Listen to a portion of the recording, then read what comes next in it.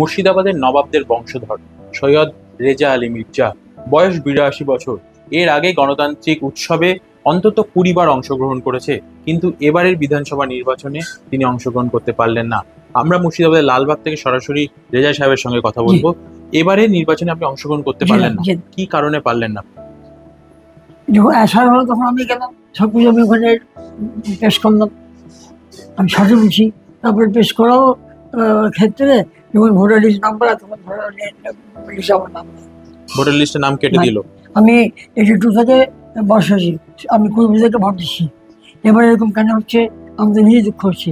কিন্তু আমি ইন্ডিয়ান সিটিজেনশিপের অধিকারটা পাবো না? আমি কি ইন্ডিয়ান মাটিকে পাবো না? আমি হ্যাঁ, আজকে আমাদের 1100 করোড় জনসংখ্যার মাটি আছে, আমার নবাবরা ওখানে মাটি পেয়েছে, আমি বলি ওখানে আমার মাটি হবে। হ্যাঁ, যে আমার ভোট না হয়, সাপোজ ফর এক্সাম্পল, তো কালকাতে লোক বলবে কি ইন্ডিয়ান সিটিজেন নেই, এটাকে এই ডেড মাটিকে বাংলাদেশ ছিল, এখানে মাটি হবে না। তো আমাকে দুঃখ হবে ভাই। সব কিছু দিয়ে দিয়ে আমি ওখানে গেলাম, আমি ওখানে পেশ করলাম, তারপর ক্ষেত্রে আমার ভোটের নাম নেই। তাই জন্য আজকে আমি বাড়ি থেকে হাসছি না, আমার দুঃখ হচ্ছে। হ্যাঁ, আমাকে সব লোক সম্মান দেয়, আজ সেখানে মাটি হয়ে যাবো, আমি গর্ব করছি না। হ্যাঁ, আমি মনে কোনো বিবেক নাই, মন্দিরে যাই, ধামে যাই, শ্মশানে যাই, কীর্তনে যাই, আর আমি দুর্গা পুজো প্রেসিডেন্ট। আমাকে সব লোক ভালোবাসে, সব লোক আমাকে একসঙ্গে দেখে। কেন্দ্র সরকার এই যে এসআইআর প্রক্রিয়া করলো, তার ফলে তো আপনার নামটা বাদ গেল। আপনার পরিবারের কতজনের নাম বাদ গেছে? 200 জনের নাম বাদ গেছে। 300 বছরের আপনাদের এখানকার বংশ, নবাবী বংশ, 300 বছর ধরে এই বাংলায় আপনারা বসবাস করছেন। ইরান থেকে একসময় এই বাংলায় এসেছিলেন। তো এই যে বাদ যাওয়াটা, কেন্দ্র সরকারকে কি বলবেন? এইভাবে মানুষের বাদ, আপনাদের মতো মানুষের নাম বাদ যাওয়া, তার সঙ্গে সঙ্গে এই লালবাগের বহু মানুষের নাম বাদ যাওয়া, কি বলবেন? দেখেন, এর আগে আমি ঠিকই মাফ করবেন, টিভিতে নিউজ শুনলাম, যোশী কিছুদিন আগে অভিযোগে আমি যদি বাংলা সত্তা করি, আর আমি বিজেপি ওখানে গভর্নমেন্ট আমি পালন করি, ওখানে যে গভর্নমেন্ট ওখানে হয় বিজেপি, আমি দেখবেন টিভিটা, আমি রেকর্ড করে দিই। তো আমি গায়ে কষি, এই যে মুসলমান যে গায়ে খাসে, আমি আগে গায়ে কষি বন্ধ করবো। তো আপনি ভোট দিবেন, আপনি সব কিছু করবেন, কিন্তু কাউকে আঘাতকারী দিন। আজকে হেমায়ু কবির বাবরি মসজিদ করছে, এটা করা উচিত ছিল না আমার ক্ষেত্রে। এটা ইতিহাস শেষ হয়ে গেলো, ফের ওকে এখানে এনে আগুন লাগানো উচিত নাই। তুমি মসজিদ করছো ঠিক আছে, কিন্তু মসজিদের মধ্যে তুমি পলিটিক্স ঢোকো না। মসজিদ কেন আসে? আল্লাহর কাজ করা, নামাজ পড়া, আজান দিবা। মন্দির কেন আসে? পুজো করা, ঠিক না?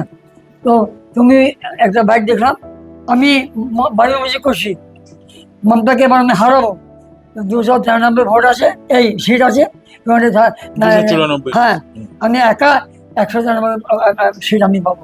তো তুমি এটা মুসলমান হয়ে সামনে মসজিদকে রেখে তুমি পলিটিক্স করছো।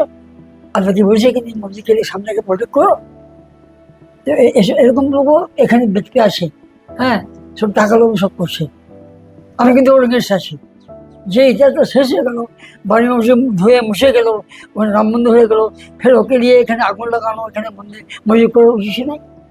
এখানে তো আমরা শান্তিভাবে বাস করি, এখানে মুসলমান খুবই শান্তিভাবে বাস করি, এখানে কোনো গরম নেই, বুঝলেন না? আমরা সব একসঙ্গে থাকি। এখানে বাঙালি মা বোনরা 10 দিন মহরম জীবনে মাছ খান না, মাথায় তেল দেন না, এখানে যুবক সেরা ইয়াংসেরা জঞ্জির মারে, আগুনের মাধ্যমে নামে, আমাদের যুবক থাকে। এই যে আমাদের পরম্পরা, এই যে আমাদের ভালোবাসা, এখানে কোনো ডিফারেন্স নাই, কে হিন্দু কে মুসলমান, সব মিলিয়ে আমরা চলি। আমি মসজিদে যাই, ওরা মহরমে আসে, ঈদে আসে, বকরিদে আসে। আজকে বিজেপি যদি আসে, ওকে এইসব বন্ধ করে দিবি, মসজিদ আজাদ দেওয়া বন্ধ করে দিবি, আমাদেরকে মসজিদে যেতে দেবে না। এর আগে হয়েছিল না, ম্যাক বন্ধ করো মসজিদে, আমি বলেছিলাম, দেখি কোন মায়ের আছে ম্যাক বন্ধ করো, আমি এখানে ম্যাক লাগিয়েছিলাম ভাই, ওর নাম। হ্যাঁ, নবাব পরিবারের নানা রকম ইতিহাস আছে, প্রত্যেকটি ইতিহাস ঘাটলে আপনাদের অস্তিত্ব পাওয়া যায়। সেই অস্তিত্ব আজকে তো বিলীন হয়ে যাচ্ছে, আপনাদের ভোটাধিকার কেড়ে নেওয়া হলো। তো সরকারের কাছে কি আবেদন করবেন? নতুন যে সরকার আমি তো ইলেকশন করে নিশ্চয় করবো, কি এটা যে অন্য বিচারটা হলো, এটা যে ল হিসাবে সেটা আমি করবো। আমি মারামারি করবো না, কারাগারি করবো না। যে রুল অফ দ্য রেগুলেশন আছে তাড়াতাড়ি আমি আগে বাড়বো, আমি সরবো না, আমি নিজে তুলে যাবো।